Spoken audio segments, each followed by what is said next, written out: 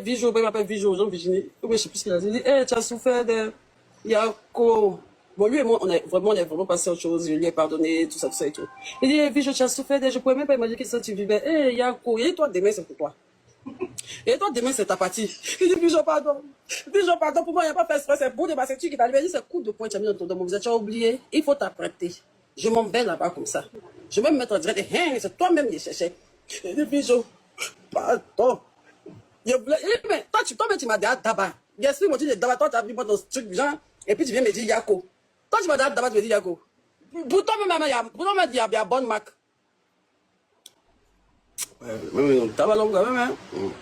Donc, c'est une petite anecdote. Et puis, il dit, mais tu m'as pardonné? Non, et puis, il a commencé à rigoler. Il dit, mais moi, il n'a pas fait beaucoup. Moi, c'était une seule fois. Et puis, c'était ici. Là. Il dit, mais et l'autre fois, là, c'était 2 fois. Il dit, l'autre fois, à cause de Placali.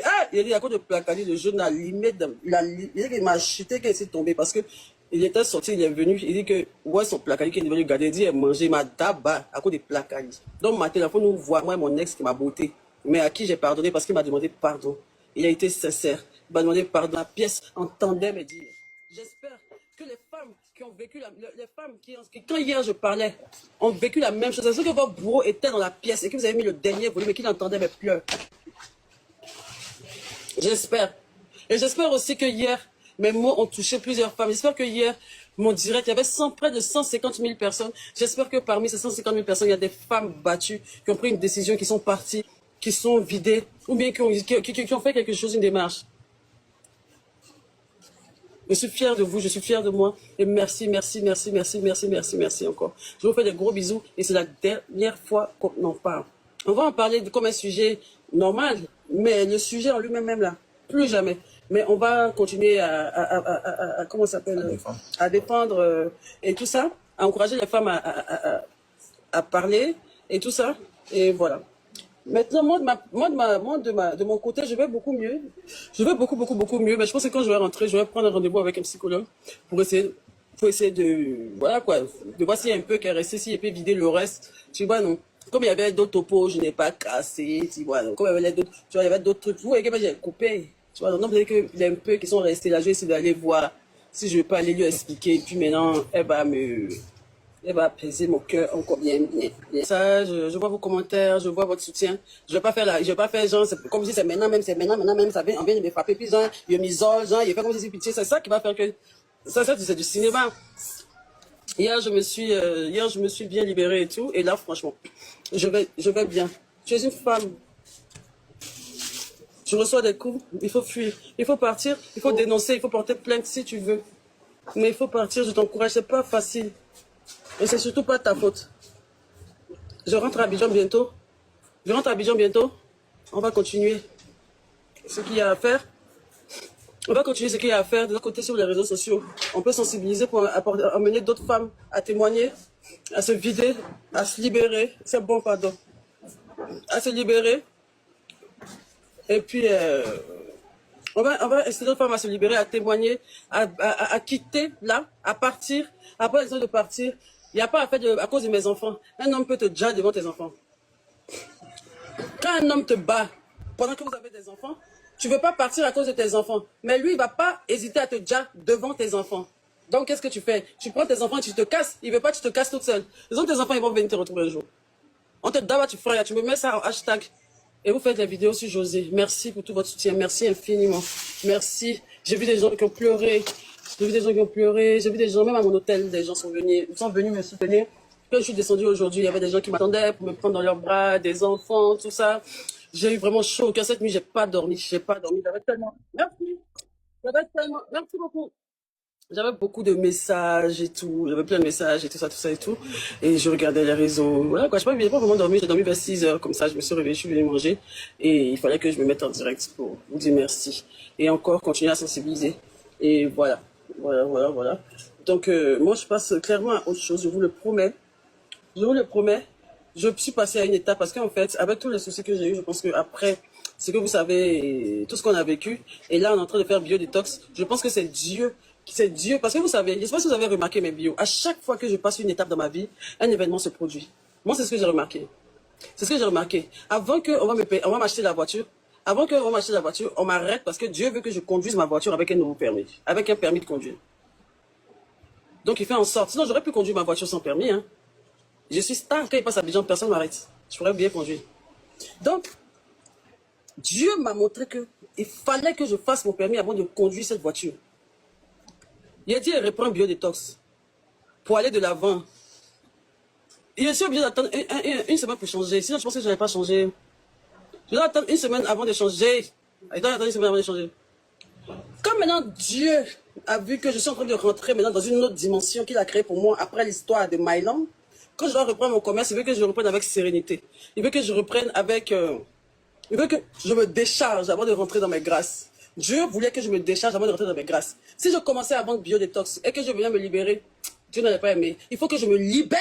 Et quand je me libère, maintenant je rentre maintenant dans mes grâces. Tout est derrière moi. Mon cœur est apaisé. Et je vais maintenant vendre mon biodétox et reprendre ma vie d'entrepreneur. Je reprends ma vie là où elle s'est arrêtée en 2023 lorsque je suis sorti des palais des congrès de l'Hôtel Ivoire à la cérémonie Wikanda. Je suis en train de reprendre là où je me suis arrêté. Et en mieux.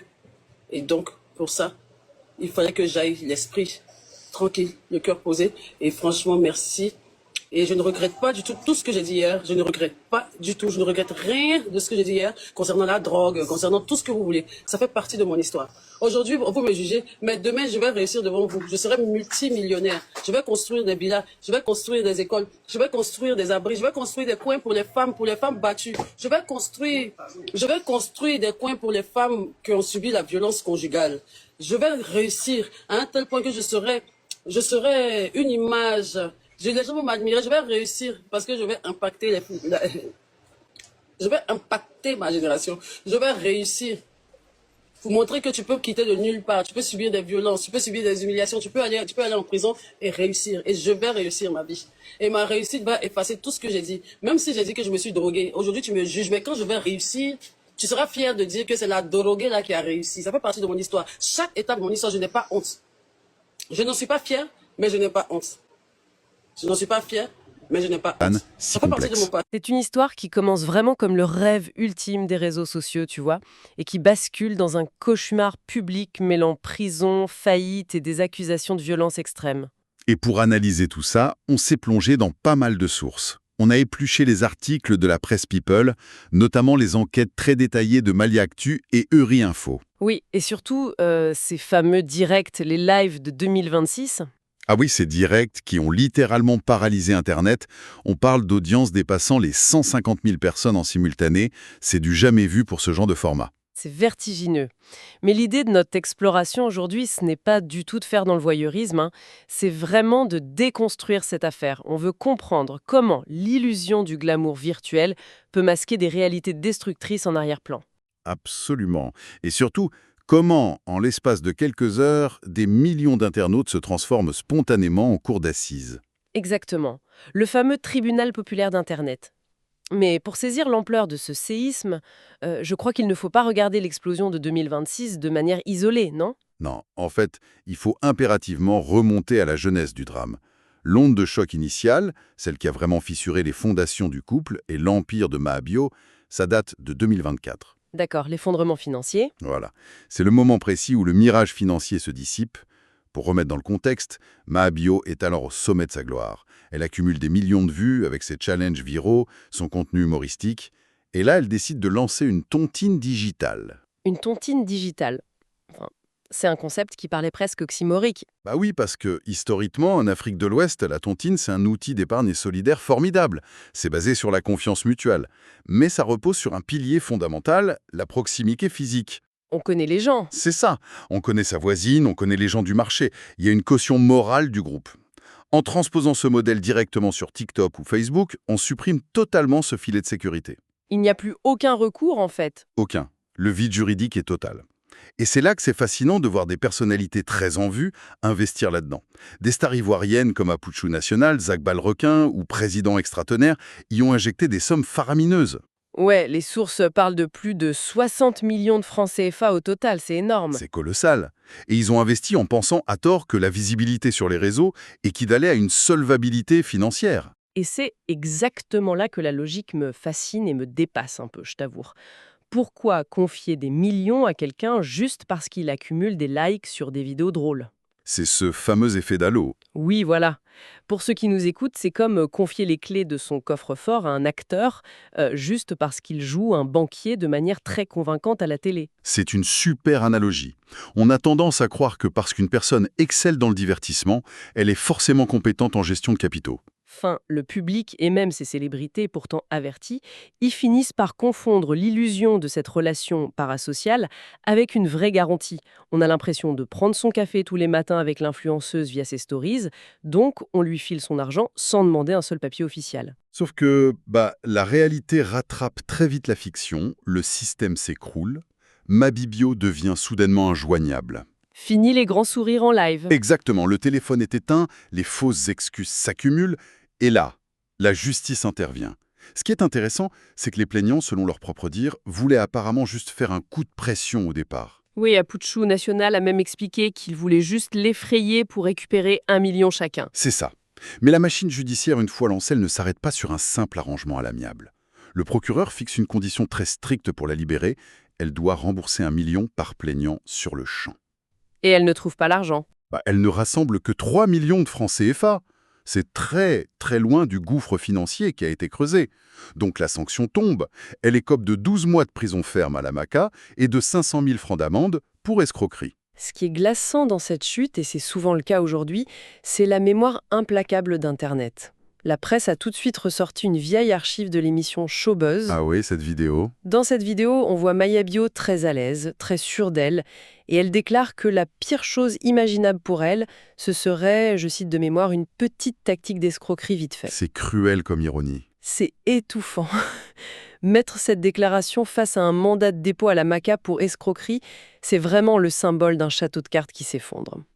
Mais, et c'est là qu'on glisse vers l'intime, cette ruine financière ne reste pas juste sur les comptes bancaires. Non, ça détruit la vie privée. Bien sûr, le stress de la dette, la police, la prison, ça s'infiltre direct dans le couple.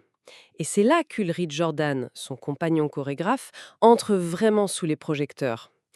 Le tribunal d'Internet l'a tout de suite catalogué. Oui, il a hérité du rôle du méchant abandonneur. Le cliché du gars qui prend la fuite dès que les huissiers frappent à la porte. Et pourtant, les documents et les témoignages de l'affaire montrent une réalité très différente, n'est-ce pas ? Totalement différente. Lors de l'arrestation, la fuite n'a pas été immédiate du tout. En fait, il faut s'imaginer la scène. Il est 3 heures du matin, sous une pluie battante à Abidjan, et Ulrich se précipite au commissariat. Il n'était même pas seul en plus. Non, il accourt avec son frère JP, l'avocat de la famille, et le chanteur Safarel. Et de 3 heures à 7 heures du matin, ils essaient de négocier avec les autorités. C'est une tentative désespérée de colmater une brèche de dizaines de millions avec juste des promesses, en pleine nuit. Donc il était là, sous la pluie à 3 heures du mat'. Mais alors pourquoi cette image de lâche absolu lui colle-t-elle à la peau ? Enfin, la cour de l'opinion publique ne force-t-elle pas les gens à jouer des rôles hyper manichéens ? Soit tu es le sauveur absolu, soit tu es le traître. C'est le problème de la justice express des réseaux sociaux. Elle ignore complètement la complexité et l'impuissance face à un désastre légal de cette envergure. L'algorithme déteste la nuance. Ouais, il faut du noir ou du blanc. Voilà. Ulrich constate vite que, selon ses mots, l'affaire était déjà gâtée. C'est l'instant de survie qui prend le dessus. En septembre 2024, il s'emporte lors d'un live. Il dit « Je dois pleurer devant ma femme pour mon ex, ok ? J'ai ma vie à gérer. » Et il coupe publiquement les ponts. Ce qui alimente encore plus la colère de l'audience. Et puis, on arrive à février 2025, Mahabio sort de prison après 5 mois. Oui, elle est libérée, elle admet certaines erreurs, elle parle beaucoup de chirurgie esthétique ratée, son fameux BBL, mais elle continue de nier l'escroquerie pure. Ce qui nous amène au point de bascule. Parce que ces rancœurs accumulées pendant la prison, l'humiliation publique, tout ça va couver pendant 2 ans. Et on arrive à la section 3 de notre exploration. Avril 2026. L'éruption volcanique. C'est là que ça devient vraiment intéressant. Enfin, c'est terrifiant surtout. Un simple clash d'ex se transforme en un dossier de violence conjugale d'une gravité inouïe. On change de registre pénal, clairement. On a ce live record. Mahabio, en larmes, devant 150 000 personnes. Pour donner une idée, c'est comme si 2 fois le stade olympique des Bimpe regardait une femme s'effondrer en direct. Et elle balance tout. Elle décrit une situation où, financièrement, elle portait tout. Elle affirme qu'elle payait le loyer d'Ulrich à 170 000 francs CFA, ses vêtements de marque, l'entretien de la maison de ses parents, même son permis de conduire. Pendant qu'elle jouait les guichets automatiques, elle affirme qu'elle vivait un enfer absolu à huis clos. Les accusations sont glaçantes. Elle utilise le terme gortor. Oui, c'est très fort comme terme. Elle décrit une mécanique d'emprise et de séquestration. Des jours passés enfermés, des coups. Elle raconte que les enfants étaient isolés dans une autre chambre pendant qu'elle se faisait violenter. Et il y a ces menaces de brûler sa voiture, de tuer sa fille, et l'épisode de Dubaï. L'épisode de Dubaï est particulièrement traumatisant, selon ses dires. Elle parle de privation de nourriture et carrément d'une tentative de la djihad, c'est-à-dire de la tuer. C'est terrifiant. Et elle prétend aussi avoir envoyé des photos de son visage tuméfié à l'entrepreneur Maureen Haïté. Qui l'aurait d'ailleurs bloqué, apparemment sous le choc de ces révélations. Maebio évoque même une violence héréditaire, affirmant que la mère d'Ulrich aurait subi la même chose. C'est un déballage total. Et justement, ce déballage, parlons-en, au milieu de ces accusations de violence extrême, elle utilise une technique de la terre brûlée qui est hyper déroutante. Elle lance des attaques très personnelles qui n'ont rien à voir. Lesquels ? Elle le qualifie de gay refoulé. Elle dit qu'il bavait sur le chanteur Fally Ipupa en plein concert. Elle parle de son hostilité envers son propre frère qu'elle qualifie de weeby. Et puis, elle règle ses comptes avec des influenceurs comme Eva, Beauté Tactile. Ah oui, l'histoire avec Sylvia et un certain Kenzo. Exactement. Du coup, je me demande, est-ce que le fait d'enchaîner une accusation de tentative de meurtre à Dubaï avec des potins de concert sur l'orientation sexuelle supposée de son ex, ça ne dilue pas complètement le message central? C'est une excellente question. Et ça touche à la dynamique même de l'emprise. On s'attend toujours à ce qu'une victime livre un récit organisé, clinique, parfait. Mais l'isolement psychologique produit tout l'inverse. C'est chaotique. C'est totalement chaotique. C'est une catharsis désordonnée. La création de complexes profonds qui l'ont d'ailleurs poussé à faire cette chirurgie BBL dont on parlait, ça détruit la structure logique du discours. Donc, l'attaque sur l'ego d'Ulrich, c'est une forme de vengeance émotionnelle. Voilà, sans valider les propos, bien sûr. C'est typique des relations toxiques décrites dans ces dossiers. Mais le contraste est bouleversant entre cette femme qui a manifestement souffert et une société qui, en retour, va beaucoup s'attarder sur ces détails périphériques. Concentré sur Dieu. C'est le cycle classique. L'explosion de colère, puis la tentative de limiter la casse. Mais la machine est lancée. Le tribunal populaire s'empare de l'affaire et la contre-attaque d'Ulrich ne se fait pas attendre. À chaque action virale correspond une réaction virale. Exactement. Ulrich Jordan sort de son silence et il nie formellement. Il attaque sur le plan financier en disant « La vie que tu mènes, c'est à cause de moi ». Il l'accuse de mentir sur tout, y compris sur une voiture qu'elle aurait soi-disant offerte. Et là, la sphère des influenceurs s'en mêle et ça devient un véritable champ de bataille. Et c'est là que j'ai vraiment bondi de ma chaise en lisant les sources. L'intervention de Yaïka Yaïka. Ah, ce moment est particulièrement révélateur de la mentalité ambiante, oui. C'est d'une cruauté. Il jette un pavé dans la mare en disant, je cite, « Un homme qui te frappe, c'est que tu lui as permis. » Une culpabilisation de la victime très classique. Mais ce n'est pas tout. Il ajoute, « Depuis tout ce temps, je n'ai jamais vu de bleu. » Et il conclut que tout ça, c'est juste du goumine, du gros chagrin d'amour. Et Aya Karina Style en remet une couche en la qualifiant publiquement de mère irresponsable. Mais c'est d'une dangerosité absolue. Demander où sont les bleus pour valider des mois de séquestration psychologique, c'est archaïque. La violence psychologique, l'emprise, le rabaissement constant, c'est souvent invisible. C'est insidieux. Voilà, c'est pas un truc qu'on peut prendre en photo avec un ring light pour faire un avant-après sur Instagram. Ça te détruit de l'intérieur. Si on relie ça à une perspective plus large, c'est la banalisation de la violence dans le milieu du showbiz et sur les réseaux. La société exige des preuves physiques instantanées. Si ce n'est pas filmé, ça n'existe pas. Exactement. On transforme des drames humains très lourds en simples clashs de divertissement. Et en faisant ça, on déshumanise complètement les potentielles victimes. Le public est d'ailleurs très divisé. D'un côté, t'as une pluie de cœurs dans les commentaires, des appels à l'intervention du ministère de la Femme, des gens qui disent « Aucune femme ne peut rester insensible à ses larmes ». Et de l'autre, ces détracteurs qui la considèrent comme une manipulatrice en série, ils se servent de sa condamnation pour escroquerie en 2024 pour discréditer totalement sa parole en 2026. C'est un voyage ahurissant quand on y pense. Partir d'une tontine digitale de 60 millions qui tourne mal, passer par la case prison, pour finir par le déballage public d'allégations effroyables de séquestration.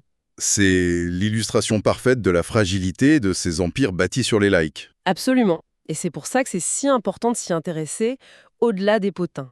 Ça nous rappelle, à tous ceux qui écoutent, l'écart vertigineux qu'il y a entre les vitrines lisses qu'on voit sur Internet et la réalité parfois très sombre en coulisses. Ça invite vraiment à une très grande prudence financière en ligne. On ne le dira jamais assez, ne confiez pas votre argent sur la base d'une popularité virtuelle. Et ça invite aussi à une consommation beaucoup plus critique des drames d'influenceurs. On ne peut pas consommer la détresse humaine comme un feuilleton du dimanche. Tout à fait. Ce qui m'amène à une pensée finale pour clore cette analyse. Une réflexion qu'il faut vraiment qu'on garde en tête.